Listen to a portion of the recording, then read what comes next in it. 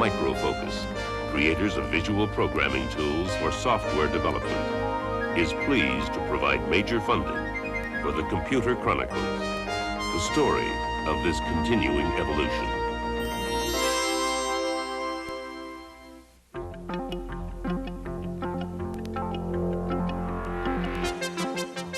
Welcome to the Computer Chronicles. I'm Stewart Cheifet, and this is Herb Lechner, sort of sitting in for Gary Kildall this week. Not really. Gary's going to be with us, but on the other side of the table today because our subject is operating systems. And as you may know, Gary Kildall is the creator of CP/M, perhaps the major operating system in use today. Herb, operating systems is kind of a tough subject because as computer users, we all deal with operating systems, but frankly, not very many of us really understand what it is. Give us a brief general introduction to an operating system. Well, Stuart, I guess operating systems are most exciting when they don't work, and that you don't want to have happen. But on the small machine side, operating systems manage the computer resources, and they save the programmer a tremendous amount of nitty-gritty effort, and they provide a standard operating environment to enable applications to run on different machines and on different configurations. On the large machine side, operating systems become very sophisticated and literally manage the computer resources in such a way that they can achieve their potential. Okay, before we get to Gary and our other guests, we're going to take you inside a computer to see exactly what the operating system does.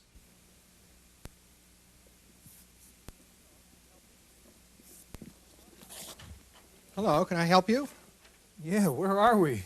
Well, you're standing inside an Apple IIe microcomputer. And who are you? Well, I'm Bruce Tognazzini. I'm an engineer with Apple Computer, and I'm here to check out and make sure everything is perfect on this computer because we have a report that in just a few seconds here, one of our owners is going to be turning this computer on. And what is all this stuff? Well, these are the parts that make up an Apple computer. That particular chip that you're standing on is called a microprocessor, and it's pretty much the heart of the computer, kind of the moderator of the talk show that goes on. And these two chips down here, these are very important ROM chips, which have the built-in basic language and the very kernel of the operating system. And then these 8 chips out here are the RAM chips, and they hold the information that comes in from the disk drive and that the user types and the programs and so forth. Bruce, we're trying to figure out what an operating system does, and maybe you could help explain it. Well, sure. An operating system essentially runs the entire computer once it's come in, but right now it hasn't turned on all of it. I see the user's about to flick on the switch. It's all right. It's only about 12 volts. The power light goes on, and then the little microprocessor here has the job of checking itself out and then turning control over to this ROM chip. This ROM chip, in turn, has a very small program which goes back to the back of the computer and checks out and sees whether it can find a disk controller card, which of course it can because there's one plugged in here. And on the disk controller card is another ROM, and this ROM now takes control from that one and begins to bring in the disk operating system off the disk drive through this white cable. You probably saw the disk drive while you were on your way in here. And then that comes down and starts filling in these RAM chips here. Fills up about 1/5 to 1/4 of the RAM chips with the disk operating system. It brings in any language and perhaps any program the user wants to do. And after about 15 to 30 seconds, it's all done. The screen gives a message to the user, and then the user can go to work. Okay, well, I've got to get back to the Computer Chronicles. Thanks a lot. Certainly. Thank you.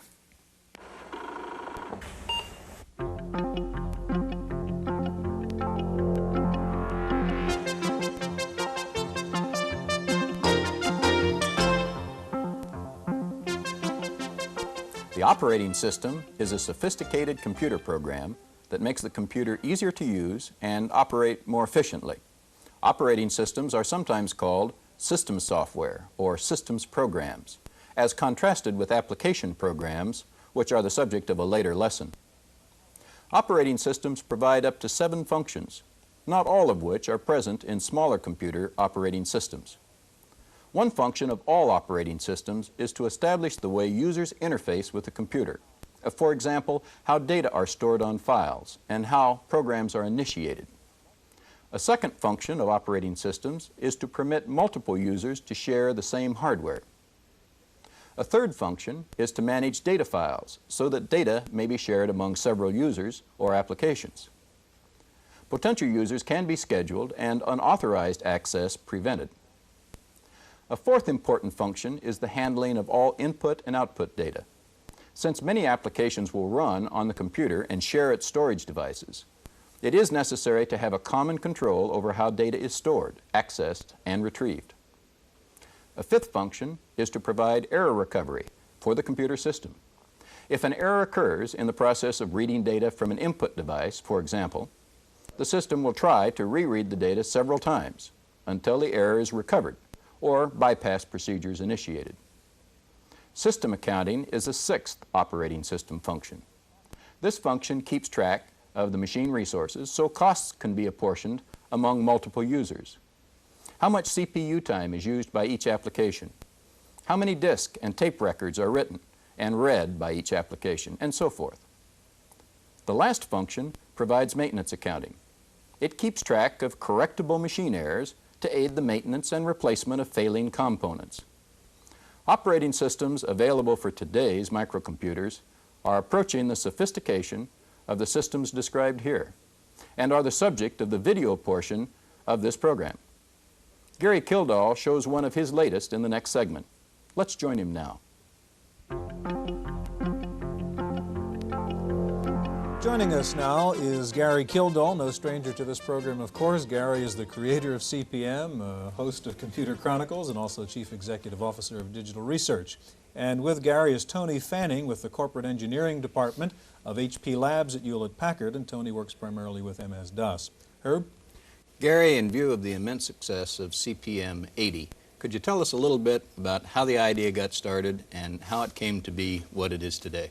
Well, I guess I'm sort of known as an operating system person, but realistically, I started back in the early days of computing and mostly interested in programming languages rather than operating systems. And I was working with Intel Corporation, working on a language called PLM. It was used as in the early days of microprocessors, and it was necessary to have some kind of an operating system to support the language. And that's where the name came from. CPM was a control program for microcomputers, just as PLM was named a programming language for microcomputers. And we were using paper tapes at the time, and we needed to have something else to store programs on besides paper tapes. It was a pretty tedious process. And so floppy disks came around, and CPM was in the software that made those floppy disks usable in a small computer system.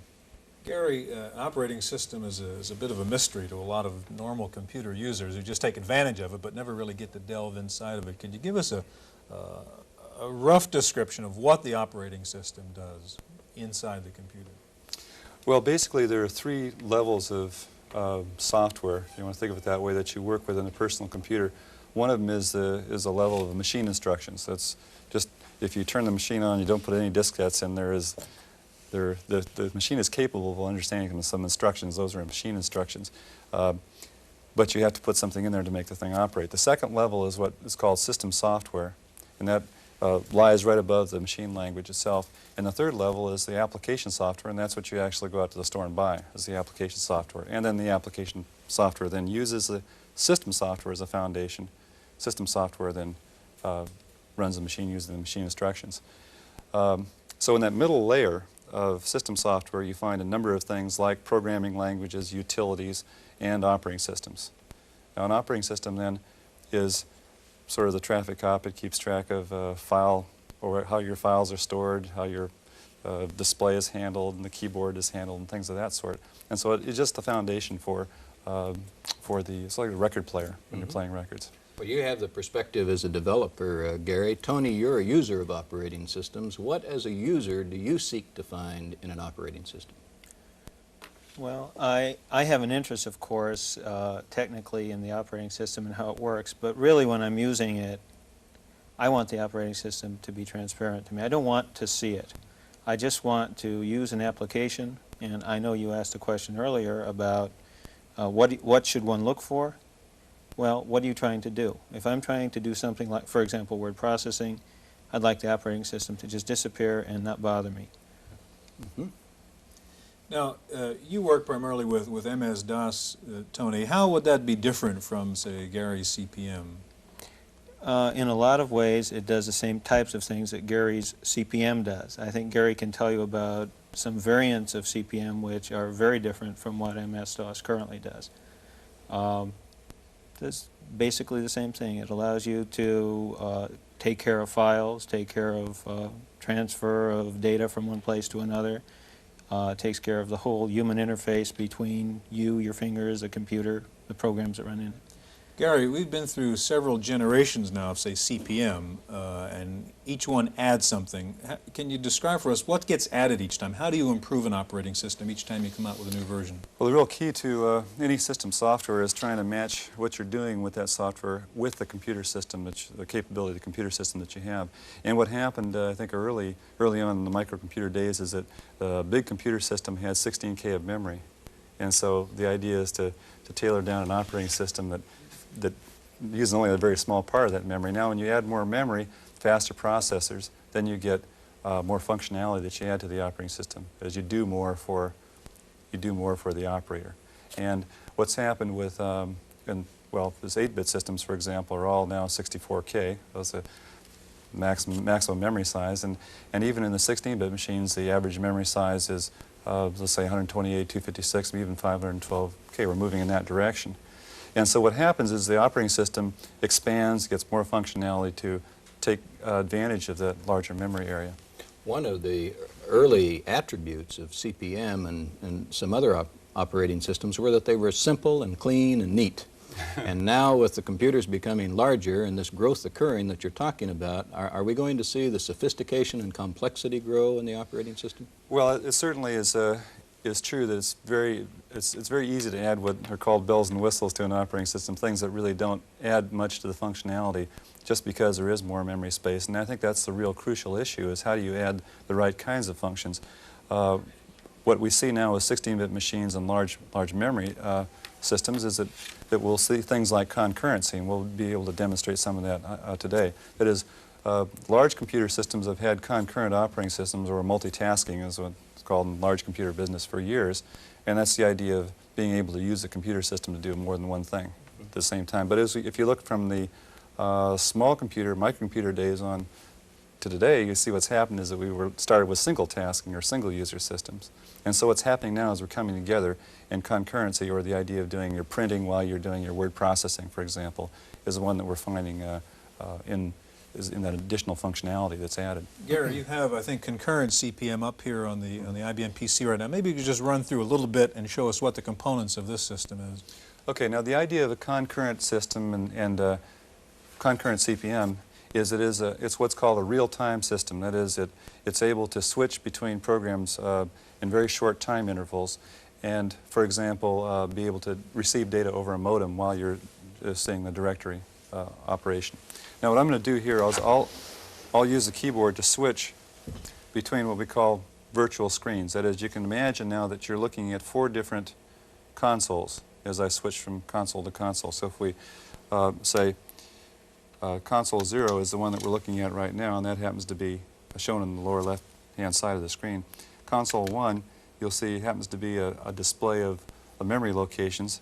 Console 2 that I switched to happens to be a directory, and console 3 is a brand new free screen. Now I'll start a command here. I'll start the debugger just to get something going. And it's loading off the disk, and it's also giving me the prompt telling me it's ready to go. Now I'm just going to say display all of memory, so we'll have something active going on there. Now while that's going on, I'll switch back, and you can see that we're in a directory operation here. And so I'll just start that one again on this console. And as it's going, I better type it right here. That seems to be the weak point in the system, is the operator. And then as this is going on, I'll go ahead and switch back, and we can see what now we're getting a display of the directory right now, and I'll switch back, and you can see this other program is still actively processing. Okay, that's finished. Switching back again to the original screen. Now this is a very short demonstration of the concept of multitasking or concurrency, but the way it would actually be used, to say in a business, is that you'd have your word processor working on one screen, and then meanwhile you'd switch over to, say, another screen to do spelling checking or receive data over a modem. So the effect is that you get multiple microcomputer systems in front of you on your desk. Now this is the way that operating systems are moving right now, because of the fact we have let's say, half a megabyte of memory in the machine, we want to make sure that we use that machine effectively. Because what we're looking at nowadays with computers of this type are really the mainframes coming down to your desk. So we want to make sure we have that capability.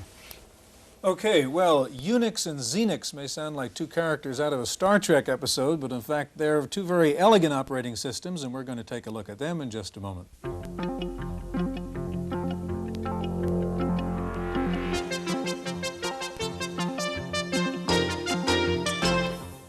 Operating systems for the larger computer systems evolved over time and were primarily used to improve hardware efficiency.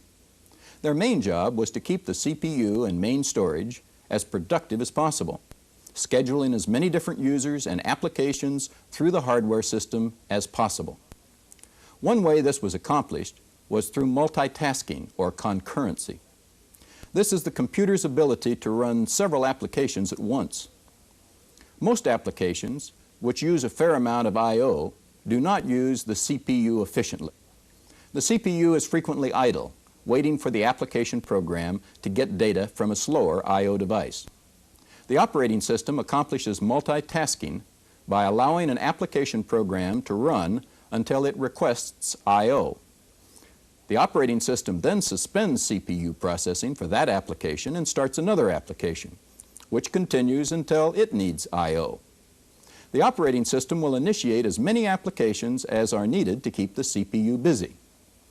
When the I/O requests are satisfied, the operating system will reinitiate a suspended application. This is just one example of the types of relatively sophisticated function performed by the operating system. Unix, an operating system originally introduced for mini computers, but which is quickly finding application in micros, is the subject of our next segment. So let's get back to our program. Joining us now is Gene Yates, who's president of Yates Ventures, a company involved in research primarily involving the Unix operating system. Gene, welcome to the Computer Chronicles. Thank you. Tell us a little bit about Unix and what it is, especially compared to CP/M and MS-DOS, the other things we've been talking about. Well, Unix is another of the standard operating systems that computer users are growing to find more interesting to them because of the variety of application software and different brands of computers that they can choose by going with a standard operating system as the basis of their computer system. And Unix is particularly unique because it runs on microcomputers, mini computers, and mainframes, from the smallest to the largest systems, from an IBM personal computer to a great big huge Cray supercomputer. Unix is available for all of them. Unix is also very easy to network so that you can connect these different brands and sizes of computers together easily. And if both computers use Unix, you can find yourself sending electronic mail, transferring files, sharing application software programs very rapidly, more so than with many other products. Another major facet of Unix is that it's multi-user. That means that more than one user can access several different programs at the same time with Unix. So one person at a terminal into a computer could use an accounting system, while another person at the same time is doing word processing, while another person is sending electronic mail, each running a different application at the very same time using the same computer, just different terminals. Gene, as I recall, Unix grew up in Bell Labs and then was for a while licensed only to universities and not-for-profit organizations. Yes. Is it fully commercially supported now? Well, Unix has a long history, and it was first introduced in its most primitive form in 1969. It wasn't until the Bell system was deregulated, I think we're all aware of the big doings with ATT, that ATT could really sell and support the product. They legally couldn't do much with it because they were precluded from entering the computer industry until deregulated. But the newest version of Unix, called System 5, which is about the 6th version ever released by them in a number of different names, is commercially supported. And although the product still needs to be enhanced and improved for small systems and beginning end users, ATT seems to be making some big strides toward that. Mm-hmm. Gene, how does Xenix compare to Unix? Okay. Well, the Unix software from ATT is sold in two forms. It's actually licensed. Source code license is an expensive, very high cost license that lets you take the software and actually change it or rearrange it or make it different for your specific kind of computer. Computer manufacturers or software companies buy source code licenses, and Microsoft is one of those companies. Microsoft has purchased Unix source code and has fixed it, changed it, enhanced it, whatever, so that it runs on different kinds of microcomputers. It runs on the Tandy System 16, the Apple Lisa, the Fortune Systems 3216. It's rumored they'll be introducing it for the IBM PC XT. So Xenix is just Unix with a few enhancements for personal computers or for microcomputers. Tony, you have used Unix. I always sort of associated Unix with the PDP mini computer line, and Gene has just told us that it's growing up and down. What has been your experience with Unix, and how long have you used it? Oh, I guess I've used it about 5 years, which makes me a relative newcomer compared to a lot of the people that have been using it, but makes me an old-timer with respect to the microcomputer users. I still haven't used it, actually, on a microcomputer, which is pretty amazing. As I told you earlier, I do use MS-DOS on a variety of computers.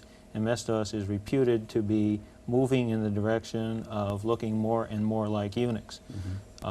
You might want to tell us about what that really means. I'm really curious to see what the next release will be like. Well, it's difficult because so far the most energetic movers and shakers towards microcomputer Unix have been companies not ATT, because ATT hasn't been allowed to. Microsoft and now a few other companies as well are getting into it. We can theorize that ATT will introduce a whole line of computers. They are going to be a computer company that's fairly well established. If they introduce micros, minis, and mainframes all running Unix, we'd have to assume that whether they do it immediately or fairly short term, they should try to offer the commercial features that the user is going to demand. Because right now it costs a lot more for a computer company to hold the hand of a beginning Unix user than it does for MS-DOS or a CPM86 product. Gary, Tony said MS-DOS is moving in the direction of Unix. Where is CPM in this picture? Well, I think that the influence from Unix has been a very good one in the microcomputer industry, especially around Unix tools, the C language, the utilities, things of that sort. There's also work that we're doing with Unix ourselves in conjunction with Intel, and we'll see some offerings of that sort. So we believe that it's basically that the Unix systems are, for a variety of people, a certain segment of the market is a very important market. We feel also that in the case of CPM and concurrent CPM that there is more of a commercial orientation to those operating systems. So there's a matrix of these operating systems that kind of complementary in many ways. I get the feeling that when someone buys CPM, they buy it and they do not touch it. They put it on their computer and hope that it becomes invisible to them, except to do the functions they want. I don't believe there's any two Unix systems alike, at least as I last touched base with it, that seems to be modified, used by systems developers, and tinkered with. Does that represent a difference between the two markets for these systems? Well, you have to keep in mind that CPM86 and new versions of CPM are enhanced and increasingly functional versions of a microcomputer product. Unix is a mini-computer derived product. It's a big system product, and consequently it has 400-some built-in programs that do everything from typesetting to electronic mail to text processing to calendar to metric to inch conversion functions to extensive programming tools. It's a very big system. But it's very modular. It's like building blocks or alphabet blocks from childhood. You can take these blocks and you can combine them in many different ways. So people who buy Unix typically, for example, my Unix computer sitting on my desk, I've extracted from it about 2/3 of the programs because I don't use them. I'm not doing program development, I'm not doing typesetting, and I just keep the parts that I like. And the nice thing about Unix is that it's sort of a do-it-yourself operating system. You can take all of these utilities that are available and make your own little system together. It does take more studying and expertise to be able to do that than with CP/M. It's a harder to understand product. Folks, we are out of time. Gary Kildall of Digital Research for today, Tony Fanning of HP Labs, and Gene Yates of Yates Ventures. Thanks for joining us, and thank you for joining us for this edition of the Computer Chronicles. These are very exciting times for creators and users of operating systems, and the future looks very bright. There is a handful of very popular personal computer operating systems. CP/M and MS-DOS are two. Now Unix is also becoming available for micros. The popularity of these systems has spread largely through the work of third-party software developers and hardware designers. On the other hand, there are some thriving proprietary systems like Apple-DOS and TRS-DOS, which are well supported. So there has yet to emerge a standard that the entire industry is willing to endorse. As with the entire computer industry, operating systems development is in a constant state of change. As new capabilities are added to a hardware system, such as hard disks, telecommunication ports, and laser disks, operating systems must be revised to accommodate them. As new hardware designs were incorporated in the 16-bit microprocessor, designers had to create new operating systems to take full advantage of the increased processing power. And now, the new 32-bit microprocessors with increased speed and efficiency are challenging the creators of system software. There will be a continuing and expanding competition at the system level as there has been at the hardware and application level. Some of this competition will focus on creating operating systems that provide application program portability. That is, the ability for application programs to run on many types of computers. In our next lesson, we'll discover the world of application development and program utilities. Be sure and read Chapter 8 in your text, and I'll see you then. I'm Herb Lechner.